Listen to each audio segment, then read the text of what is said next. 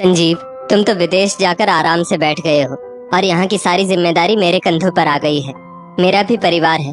माँ पापा के चक्कर में मैं उन्हें वक्त तक नहीं दे पाता और तुम्हारे पास क्या इतना भी वक्त नहीं कि पापा की रिटायरमेंट पर कुछ रोज के लिए यहाँ आ सको। तुम तो वहाँ पैसे बना रहे हो और मैं यहाँ।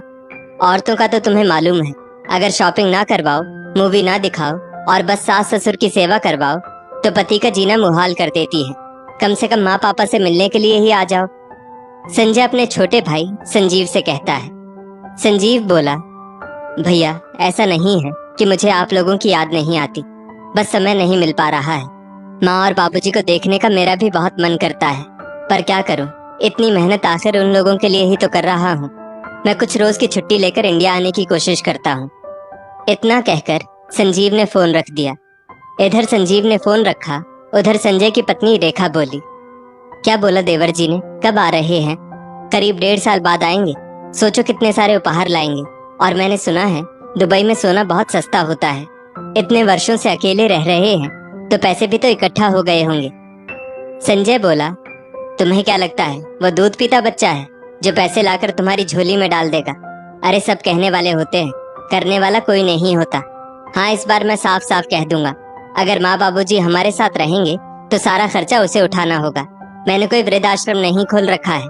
मुझे भी अपने परिवार और बच्चे के भविष्य के लिए सोचना होगा। बस जब तक संजीव यहाँ रहे, माँ बाबूजी को समय पर खाना पीना देती रहना रेखा। वैसे बाबूजी रिटायर हो रहे हैं और उन्हें पैसे भी मिलेंगे। देखता हूँ उनसे बात करके कुछ पैसे निकलवा कर कस्बे से बाहर एक घर ले लूं, कुछ तो फायदा मेरा भी हो। 4 दिनों बाद संजय अपने पिता किशोर बाबू से बोला, बाबूजी 30 तारीख को आपकी रिटायरमेंट है, हो सकता है उसके पहले संजीव भी आ जाए। ये बात सुनकर किशोर बाबू की पत्नी सुनैना जी बहुत खुश हुई और बोली, बेटा ये तुमने बहुत अच्छा किया कि अपने भाई को बुला लिया। देखो जी, हमारा बेटा कितना अच्छा है। आज की दुनिया में ऐसा बेटा कहाँ होगा जो पूरा परिवार इकट्ठा रखता हो। संजय बोला, वो सब तो ठीक है माँ, पर ये सोचिए वो दुबई जैसे शहर में रहता है और हमारा 2 कमरे का घर है। इतने छोटे से घर में वो कहाँ रहेगा? पूरा घर तो सामान से भरा हुआ है। वो हमारे लिए इतना सोचता है तो हमारी भी तो कुछ जिम्मेदारी बनती है। क्यों माँ, मैं क्या कुछ गलत कह रहा हूँ? वो बोली, बेटा तुम कहना क्या चाहते हो? संजय बोला, माँ बाबूजी की रिटायरमेंट के पैसे आने वाले हैं। अगर वो थोड़ी मदद कर दे तो मैं सोच रहा हूँ एक बड़ा घर ले लेता हूँ। कल को जब संजीव की शादी होगी, उसका भी परिवार बढ़ेगा तो हम सब एक साथ ही तो रहेंगे। आप क्या कहती है? सुनैना जी बोली, सुनो जी, संजय की सोच कितनी अच्छी है। आप अपने दफ्तर वालों से बात करके देखिए ना, अगर कुछ पैसे पहले मिल जाएं तो सच में संजीव भी कितना खुश हो जाएगा।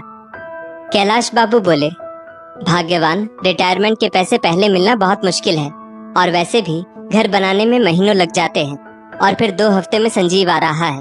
ये सब इतनी जल्दी कैसे होगा? संजय बोला, बाबूजी आप उसकी चिंता मत कीजिए, आजकल बना बनाया घर मिलता है। आप बस पैसों का इंतजाम कीजिए, बाकी सब मैं संभाल लूंगा। और मैं भी तो अपने कुछ पैसे लगा ही रहा हूँ, फिर आप इतना क्यों सोच रहे हो? पत्नी, बेटे सबकी खुशी के लिए किशोर बाबू ने दफ्तर में अर्जी लगाई। वो इतने पढ़े लिखे तो थे नहीं, पर उनकी ईमानदारी और उनकी छवि को देखते हुए पैसों का इंतजाम कर दिया गया। संजय ने एक पल की भी देरी करना सही नहीं समझा। उसने पहले से ही घर देख रखा था, बस माता पिता के सामने भूमिका बांध रहा था। एक रोज वो माँ और बाबूजी को लेकर घर दिखाने ले गया। दोनों की आंखें घर देखकर फटी की फटी रह गई। उन्होंने सोचा, जीवन भर कितने ही कष्ट झेले हैं, चलो अब तो आराम से रहेंगे। रेखा संजय से बोली, घर क्या आप इन लोगों के नाम पर लेंगे? संजय बोला, पागल हो क्या, ये घर तो मैं तुम्हें तोहफे में दे रहा हूँ। ये बात सुनकर रेखा मुस्कुराने लगी। संजय ने पिता से कोरे कागज पर दस्तखत करवा लिया, ये कहकर कि ये घर हम आप लोगों के नाम पर लेंगे, और पुराने मकान को बेच दिया, जिसकी भनक सुनैना जी और किशोर बाबू को नहीं थी। वो तो इसी में खुश थे कि सारा परिवार एक साथ रहेगा। देखते ही देखते 2 हफ्ते बीत गए। किशोर बाबू की रिटायरमेंट का समय भी करीब आ गया और इधर संजीव भी विदेश से आ गया। वो अपने साथ पूरे परिवार के लिए उपहार भी लेकर आया। संजीव बोला, भैया आपने पुराना मकान क्यों बेच दिया? उसमें हमारा बचपन बीता था और नया घर भी ले लिया, मुझे खबर तक नहीं दी। रेखा खर्चों की रसीद दिखाते हुए बोली, अरे देवर जी, ये घर हमने आपके लिए ही तो लिया है। अब तो देवरानी ले आओ, हम सब इकट्ठे रहेंगे। देखिए ना, घर में अभी कितने काम बचे हुए हैं, पर पैसे ही खत्म हो गए हैं। आपके भतीजे बबलू के कमरे में पढ़ने की एक टेबल भी नहीं है। माँ बाबूजी के कमरे में वही पुराना पलंग है। सोचा था एक नया पलंग उनके कमरे में भी लगवा देंगे, पर खैर अब तो महीने का खर्च निकालना भी मुश्किल हो रहा है, तो ये सब तो आने में सालों लग जाएंगे। संजीव बोला, भाभी एक साथ इतना खर्चा करने की जरूरत ही क्या थी? तभी सुनैना जी बोली, अरे नहीं बेटा, तुम्हारे बाबूजी ने अपनी रिटायरमेंट के पैसे निकाल घर में लगा दिए, फिर पुराना मकान भी तो बेच दिया है। हाँ, तुम्हारे भाई ने भी खर्चा किया है, इसमें कोई दो राहें नहीं है। सास की बातें रेखा को अच्छी नहीं लगी। वो मुंह बनाकर वहां से चली गई। 4 दिन बाद किशोर बाबू रिटायर होकर घर में बैठ गए। संजीव बोला, पापा भैया तो यहाँ सेट हो चुके हैं, आप लोग मेरे साथ चलकर क्यों नहीं रहते हैं? मैं भी तो वहाँ अकेला हूँ। रेखा झट से बोली, अरे देवर जी, आपके घर आने जाने का कोई समय नहीं है, फिर इनका ख्याल कैसे रखेंगे? वैसे भी विदेश में कौन इनसे बातें करेगा? कम से कम यहाँ 2 लोग तो मिल जाते हैं। सुनैना जी बोली, हाँ बेटा, बहू सही कह रही है, एक बार तो शादी कर ले, फिर हम तेरे साथ चलेंगे।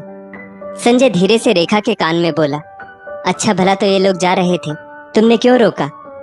रेखा बोली, पतिदेव आप ये क्यों भूल रहे हैं कि बाबूजी को हर महीने पेंशन मिलेगी और घर की देखभाल करने के लिए मुफ्त का नौकर भला कहाँ मिलेगा? संजीव बोला, ठीक है माँ, आपकी जो मर्जी, पर आपको कुछ भी जरूरत हो तो मुझे बता दीजिए, मेरे रहते आपको किसी बात की तकलीफ नहीं होनी चाहिए।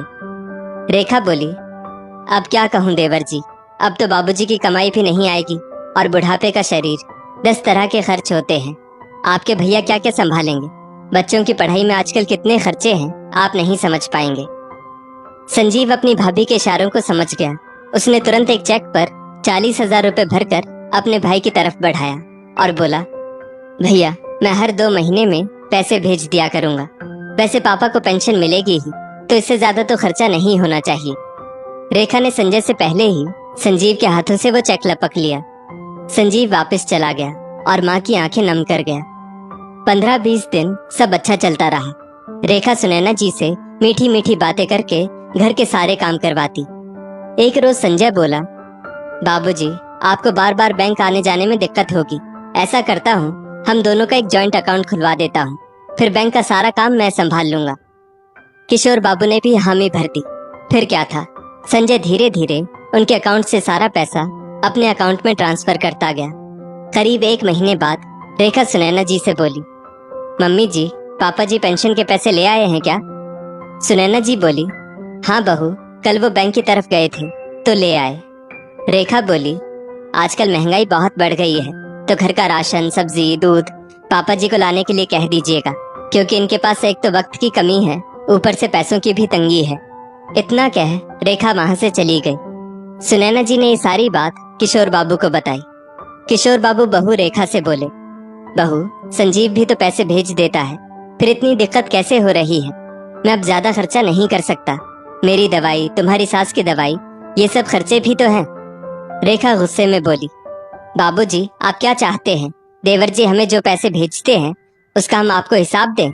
इतने सालों तक हमने जो कुछ आपके लिए किया उसका तो हिसाब हमने कभी नहीं मांगा, तो जितना कहा गया है उतना कीजिए। एक रोज किशोर बाबू सब्जी लेकर घर आए तो पसीने से भीगे हुए थे। सुनैना जी बोली, बहू तो हमारी तकलीफ समझेगी नहीं, आप संजय से क्यों नहीं कहते कि आपसे ये सब नहीं होगा? अपनी हालत तो देखो। तभी रेखा आई और बोली, ले आए सब्जी? हे भगवान, ये कितनी मोटी लौकी लाए हैं, इसे कौन बनाएगा? आपकी माँ? और मम्मी जी आप यहाँ क्या कर रही है?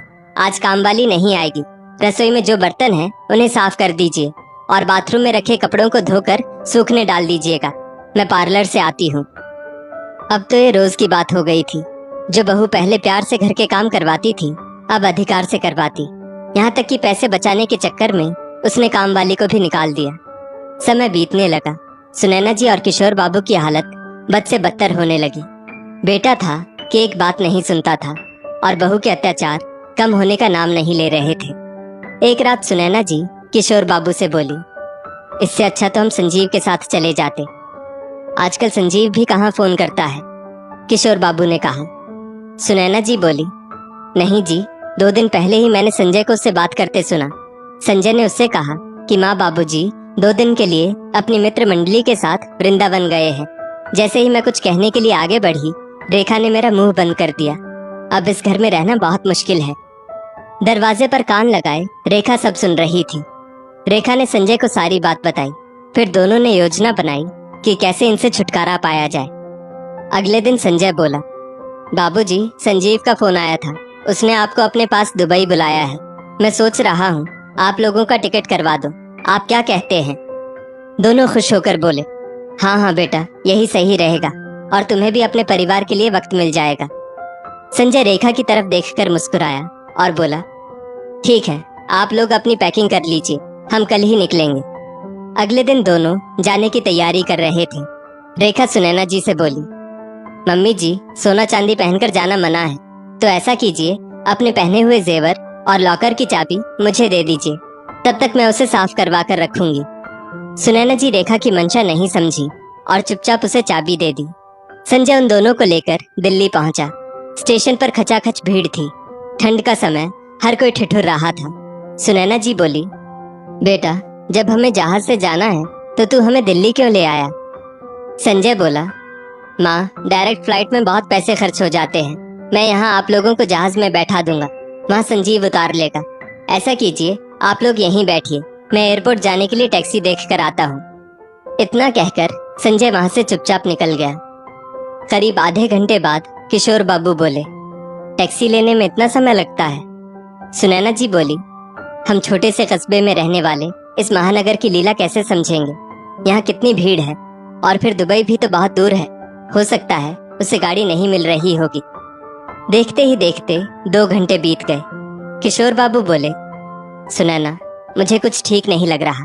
हमारा संजय बच्चा तो है नहीं कि कहीं गुम हो जाएगा, और काम के सिलसिले में वो शहर शहर घूमता भी है। उसे इतनी देर कैसे हो रही है? सुनैना जी की आंखें भर आई। वो बोली, मुझे अपनी चिंता नहीं, मुझे मेरे बच्चे की चिंता हो रही है। वो ठीक तो होगा। दोनों ने एक दूसरे का हाथ पकड़ा और इधर उधर लोगों से पूछने लगे, पर उस महानगर में कहाँ किसी को एक दूसरे की पड़ी है। आते समय सुनैना जी ने कुछ लिट्टी बनाकर रखी थी। दोनों ने खाई और स्टेशन के किनारे ही अखबार बिछाकर सो गए। सुबह देखा तो आने जाने वाले लोग उन्हें सिक्कों की भीख दे रहे थे। ये देखकर किशोर बाबू का दिल भर आया और वो बोले, सुनैना, अब हमारा बेटा नहीं आएगा। उसने हमारे साथ छल किया है। वो जानता था मैं कभी उस कस्बे से बाहर नहीं निकला हूँ, इसीलिए वो हमें इस महानगर में छोड़ गया ताकि हम खो जाएं। किशोर बाबू के पास कुछ पैसे थे। कुछ दिन तो स्टेशन के पास आश्रय लेकर रह लिए, पर दिल्ली जैसे शहर में थोड़े से पैसे कितने दिन चलेंगे। धीरे धीरे उनके सारे पैसे खत्म हो गए। अब तो उनके पास भीख मांगने के सिवा कोई चारा नहीं बचा, क्योंकि आने जाने के लिए भी पैसे नहीं थे। और आज की दुनिया में कौन किसकी बिना मतलब के मदद करता है। इधर रेखा और संजय अपने घर में खूब मजे से रह रहे थे। जब संजीव ने माँ बाबूजी के बारे में पूछा तो रेखा ने कहा, माँ बाबूजी को हमने 4 धाम की यात्रा पर भेजा है, वो 5 महीने बाद लौट आएंगे। समय बीता। संजीव ने शादी करने का फैसला किया। उसने सोचा कि अब तो 6 महीने हो गए हैं, माँ बाबूजी भी आ चुके होंगे, इसलिए उसने दिल्ली तक की फ्लाइट ली और वहां से ट्रेन लेकर घर जाने का फैसला किया। दिल्ली स्टेशन पर जब वो अपनी गाड़ी के इंतजार में कॉफी पी रहा था, अचानक से किसी की आवाज ने उसका ध्यान अपनी तरफ खींचा। बाबू, भीख नहीं मांग रहा हूँ, अपना वजन तोलो और इस बूढ़े को सम्मान से जीने के लिए कुछ रुपए दे दो। संजीव ने जब उस आवाज की तरफ देखा तो उसे अपनी आंखों पर भरोसा नहीं हुआ। अपने पिता को आज तक उसने सम्मान से सिर उठाकर जीते देखा था। आज वही नजरें झुकी हुई है और हाथ फैले हुए थे। बगल में उसकी माँ फूलों की माला बनाकर लोगों को खरीदने के लिए आग्रह कर रही थी। संजीव जैसे ही वहां गया, किशोर बाबू बोले, हाँ हाँ बाबू, आओ, खड़े हो जाओ। इतना कहकर जैसे ही उन्होंने ऊपर देखा, उनकी आंखों से आंसू बहने लगे। कहना तो वो बहुत कुछ चाहते थे, पर कंठ से मानो आवाज ही साथ नहीं दे रही थी। संजीव ने पिता को बाहों में समेटा और बोला, बाबूजी, आपकी ऐसी हालत, और आप दिल्ली में क्या कर रहे हैं? आप तो कभी उस गांव से निकले भी नहीं थे। और माँ, आपकी ऐसी हालत। सुनैना जी फपक फपक कर रोने लगी और उन्होंने सारी घटना बताई। आसपास सब लोग जमा हो गए और उनकी दर्द भरी कहानी सुनने लगे। सब कह रहे थे, हे ईश्वर, कैसे बच्चे हैं, देखो एक बेटा रेलवे स्टेशन पर भीख मांगने छोड़ गया और दूसरा इनके आंसू पोंछ रहा है। संजीव ने अपने माँ बाप को पहले भरपेट खाना खिलाया, उनके कपड़े बदलवाए और फिर उन्हें लेकर अपने गांव निकल पड़ा। घर के दरवाजे पर आकर संजीव ने दस्तक दी। माँ बाबूजी उसके पीछे थे। संजीव को देखकर रेखा के होश उड़ गए। वो बोली, अरे देवर जी, आप अचानक? पर माँ बाबूजी तो अभी आए ही नहीं। संजीव बोला, कोई बात नहीं, माँ बाबूजी नहीं आए हैं तो क्या हुआ, घर तो उनका ही है, तो क्या मैं बिना बताए अपने घर में नहीं आ सकता? रेखा बोली, हाँ हाँ, आइए आइए, और बताइए इस बार आप अपनी भाभी के लिए क्या लाए हैं? संजीव बोला, ऐसा अनमोल उपहार जिसके लिए कितने ही बच्चे अनाथ आश्रम में रोते रहते हैं। रेखा ने आश्चर्य से पलटकर देखा तो सामने कैलाश बाबू और सुनैना जी थी। संजय जैसे ही माता पिता की तरफ आगे बढ़ा, संजीव ने उसे एक जोर का तमाचा जड़ दिया और बोला, हाथ मत लगाना मेरे माँ बाबूजी को। तुम्हारी इतनी हिम्मत कि तुमने इन्हें इनके ही घर से बाहर कर दिया, इनके पैसों पर घर लिया और मैं उनके लिए खर्च भेजता रहा, फिर भी तुम लोगों को ये बोझ लगने लगी। आज तो मैं अपने माँ बाप के लिए खड़ा हूँ, तुम सोचना तुम्हारे लिए कौन खड़ा होगा। और भाभी, आप जैसी औरत जो अपनी माँ समान सास से घर का सारा काम करवाए, उसे भूखे पेट रखे और ऐसा व्यवहार, छी छी, मैं तुम लोगों को कभी माफ नहीं करूंगा। संजीव इतना कह ही रहा था कि उधर से पुलिस की एक टीम आई। संजय बोला, हमने ऐसा कुछ नहीं किया है और ये घर मेरा है, मेरे नाम पर है, तो मुझे पुलिस कैसे पकड़ सकती है? सुनैना जी ने आगे बढ़ बेटे को एक जोर का थप्पड़ लगाया और बोली, मुझे विश्वास नहीं हो रहा, दोनों बेटे मेरे हैं, पर तुम इतने मतलबी कैसे हो गए? हमने क्या कोई कमी रखी? अरे संजीव से ज्यादा खर्च हमने तुम पर किया, पर तुम शुरू से लालची रही, इसीलिए तो तुम कभी तरक्की नहीं कर पाए। तुम इतना नीचे गिर गए कि अपने माँ बाप को रात के अंधेरे में स्टेशन पर छोड़ आए। छी, इससे अच्छा तो मुझे एक ही बेटा होता। संजीव बोला, भैया मुझे शक तो था ही, इसीलिए मैं पूरी तैयारी के साथ आया हूँ। संजीव ने हर उस रसीद की तस्वीर दिखाई जो उसने अपने भाई को पैसे भेजे थे, और घर की खरीदारी के समय जो उसके भाई ने पैसे निकलवाए थे उसकी भी फोटो उसने रखी थी। सब कुछ देखने के बाद दोनों को पुलिस पकड़ कर ले गई। संजय और रेखा पर केस हुआ। धोखाधड़ी की खबर जानकर संजय को 6 महीने के लिए सस्पेंड किया गया। बस पोते बबलू की वजह से सुनैना जी ने अपने बेटे बहू को माफ किया और कोर्ट का फैसला किशोर बाबू के पक्ष में आया। किशोर बाबू ने कहा, जिन पैसों के लिए माँ बाप को बच्चे भिखारी की जिंदगी जीने पर मजबूर कर देते हैं, मुझे ऐसे पैसे नहीं चाहिए। सुनैना जी बोली, जिस घर ने हमें एक दूसरे से अलग कर दिया, अब मैं उस घर में नहीं रह सकती। संजीव बोला, माँ अब आप दोनों मेरे साथ चलिए, यहाँ आपको अकेले छोड़ने की गलती मैं दोबारा नहीं कर सकता। संजीव ने उस घर को बेच दिया और आधे पैसे बबलू के नाम पर उसकी पढ़ाई के लिए जमा करवा दिए और अपने माता पिता को लेकर विदेश चला गया।